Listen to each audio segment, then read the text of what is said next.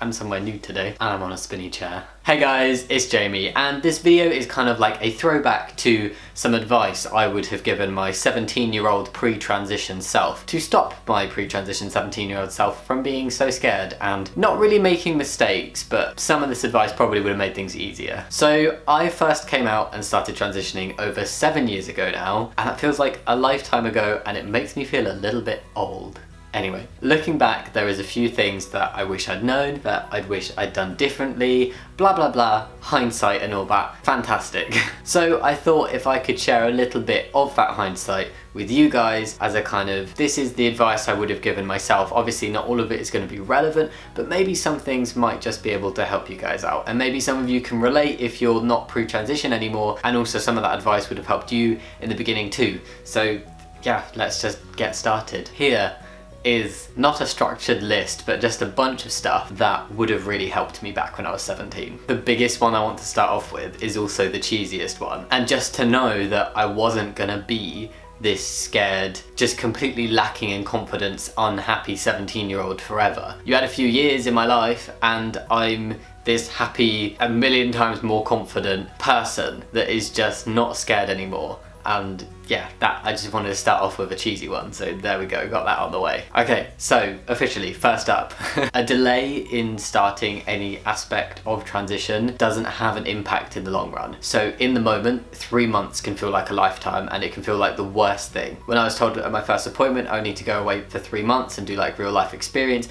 even though I'd already been doing it for like 6 months, he wanted to take an official date, I was like, oh, why? This has just messed everything up. But now those 3 months mean nothing. And it taught me a little bit of patience. Obviously, 3 months is a very short time compared to what other people have to wait, but even if you're waiting 1 year, 2 years, in the grand scheme of your life, that 1 or 2 years in the beginning won't make a difference 10, 20 years down the line. And I know that seems like, oh my god, yeah, but 10, 20 years is such a long time. Bringing it back even just a year after things get kick-started, that wait will mean barely anything. And similarly, like what leads on from that is not to rush things because you're desperate. I know what that desperation feels like and I know what that impatience feels like, and it's so difficult to rein in yourself on what you want to do, but sometimes it is good to just take a step back, do things a bit more slowly and go at your own pace rather than the pace you think you need to be going at. So if you need to wait a bit longer before you come out, then wait a bit longer. If you're not ready to get a haircut or change your name or do any of those aspects,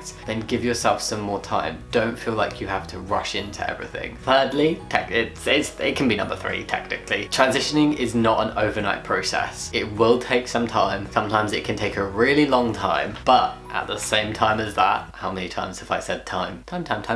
At the same time as that, once things do get moving, time will just fly by. Number 4, even the most unaccepting people can come round with time and education, or maybe just one or both. Sometimes people do just need time. Sometimes people do just need to wait until they're ready to hear what you're saying and to hear and learn. And no matter how unsalvageable a situation may seem, it can be worked back from in many situations. Not every situation. Sometimes you do just need to cut toxic people out of your life, and that is okay too if that's what you need to do. But remember that sometimes people just need time and education. Number 5, you don't need to be happy about every single thing with your transition and every single change on hormones or every single aspect of surgery or every little thing that's changed socially for you. You are allowed to be unhappy about certain things and dislike certain things. It doesn't invalidate the fact that you're trans. It doesn't mean that you're ungrateful. Like personally, I could have done without the hair loss and the spots, but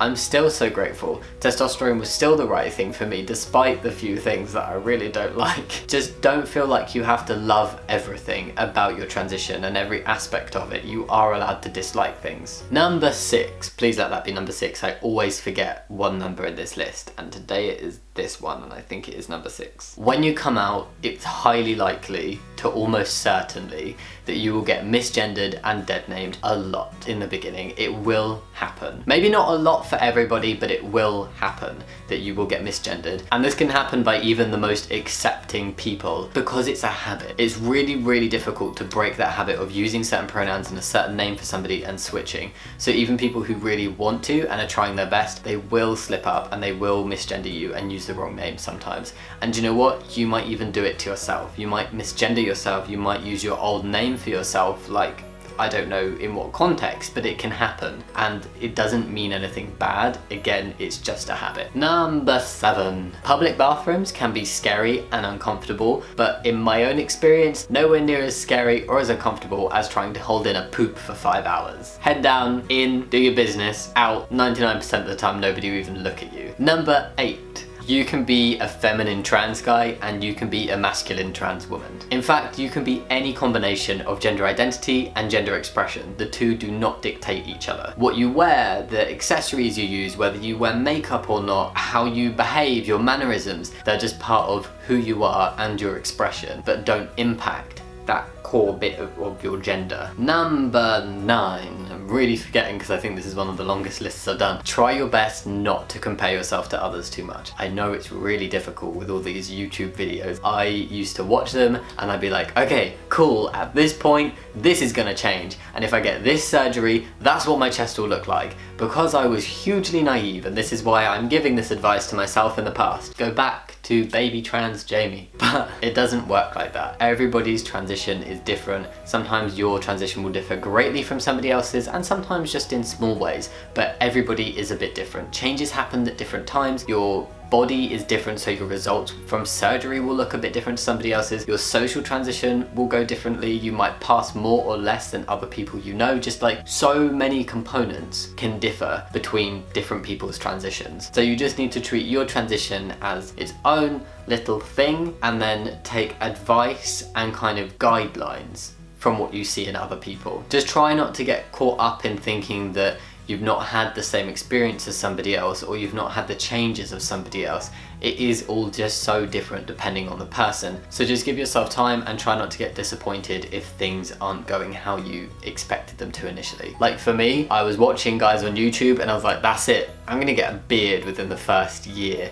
I know it. I know I'm gonna get a beard because all these other guys have. 3 years later, I'm sitting there with just like little scraggly bum fluff. 7 years later, I have my beard. And finally, number 10. Give me a high 10, go for it. You will get there. No matter how far off it seems, no matter how difficult the path ahead of you, you will get where you want to be one day if you keep pushing. And it will be worth the wait, trust me. So yeah, 17-year-old Jamie and everybody else out there watching, that's all the advice I have for you today. For me, I found transitioning both a terrifying and amazing thing to go through. It completely changed my life in very, very good ways, but it hasn't always been completely easy. There are challenges, there are things that you wish you could go back and do differently, there are things that are surprising because you didn't know it would happen or you didn't know it would happen a certain way. So if any of this, if just one of these points can help somebody a little bit, then that would be fantastic. Let me know what you think, let me know if you've got anything you'd like to add to this list, any advice that you would like to give your pre-transition self, or if you're in the moment, anything that you've recently learned that would have been really cool to know before. I feel like it's been a while since I've done a proper like advicey video. I hope that it's been useful and still entertaining. Anyway guys, as always, thank you so much for watching and I will see you next time. Much love, bye.